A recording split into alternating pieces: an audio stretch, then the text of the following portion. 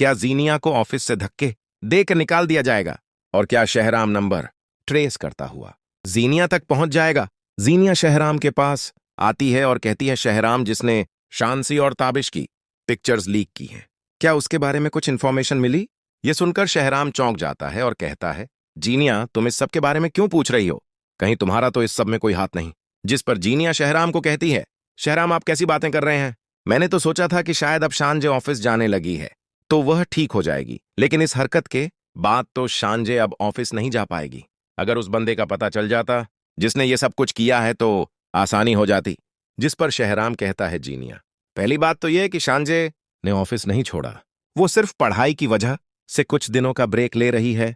जैसे ही उसका बर्डन कम होगा तो वह वापस से ऑफिस ज्वाइन कर लेगी। और दूसरी बात यह कि मैं उस बंदे का पता लगवा ही लूंगा जिसने यह घटिया हरकत की और जिसने मेरी बहन पर इल्जाम लगाने की कोशिश की। मैं उसे जिंदा नहीं छोड़ूंगा। जीनिया काफी घबरा जाती है और शहराम को हौसला देती है और कहती है कि आप परेशान ना हो, मुझे यकीन है कि आप उस शख्स तक जरूर पहुंच जाएंगे। अब जीनिया काफी ज्यादा टेंस रहने लगी है।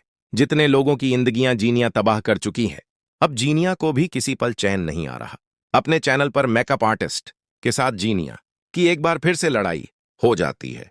अब तो जीनिया शो के डायरेक्टर्स के साथ भी लड़ने लगती है। शो का डायरेक्टर जीनिया को उसके बॉस के पास लेकर आता है और कहता है कि बॉस, जीनिया मैडम हमारी किसी बात को फॉलो नहीं कर रही, बल्कि ये हम पर उल्टा गुस्सा कर रही हैं।